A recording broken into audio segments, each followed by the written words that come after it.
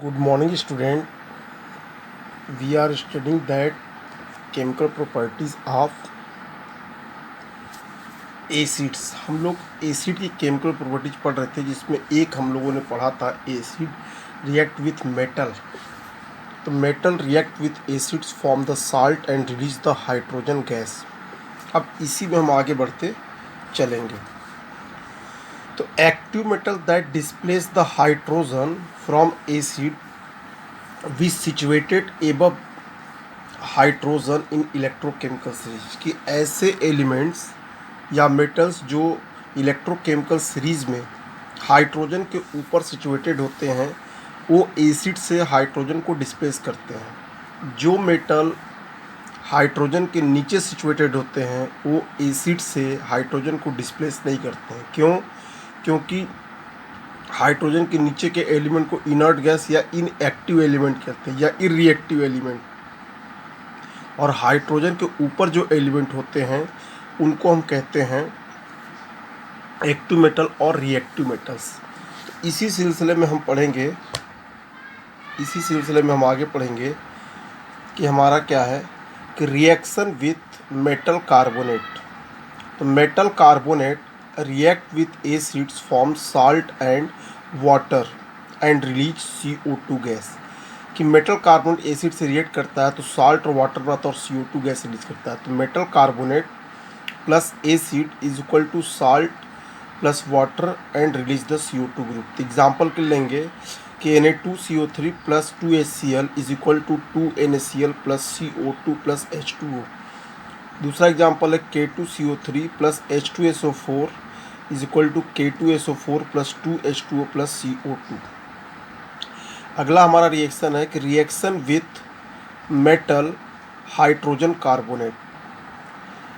Metal hydrogen carbonate, इसको metal bicarbonate भी कहते हैं. यानी reaction with metal hydrogen carbonate की. Metal hydrogen carbonate react with acids form salt and water and release CO2 gas.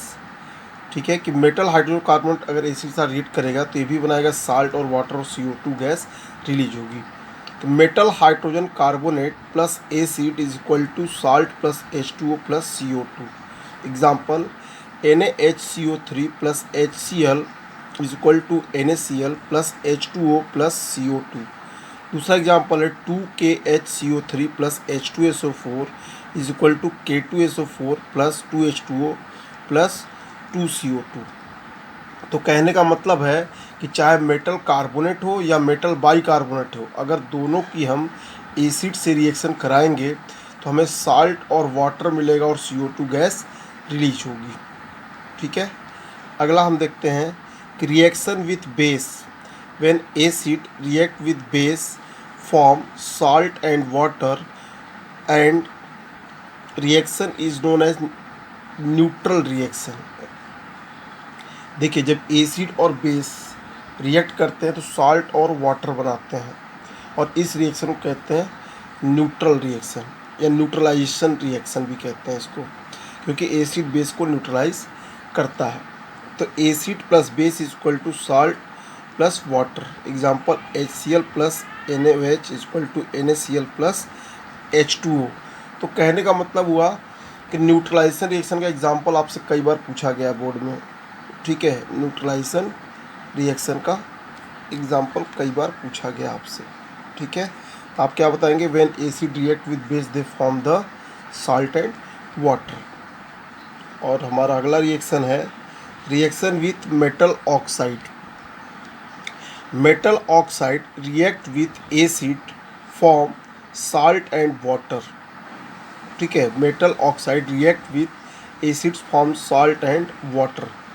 यानी metal oxide react करेगा acid से तो बनाएगा salt and water. Metal oxide plus acid is equal to salt plus water. तो अब जैसे देखिए हमारा दिया Na2CO3 plus 2HCl is equal to 2NaCl plus H2O.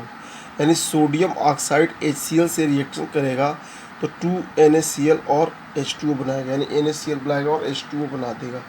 अब देखिए, मेटल रिएक्ट किया था एसिड से तो साल्ट बनाया था और हाइड्रोजन गैस निकली थी. लेकिन मेटल ऑक्साइड अगर रिएक्ट करेगा एसिड से ये बनाएगा साल्ट और वाटर रिलीज होगा। तो इस तरीके से आज हम लोगों ने देखा कि केमिकल प्रॉपर्टीज़ एसिड्स की। ठीक है, बाकी हम पढ़ेंगे नेक्स्ट क्लास में।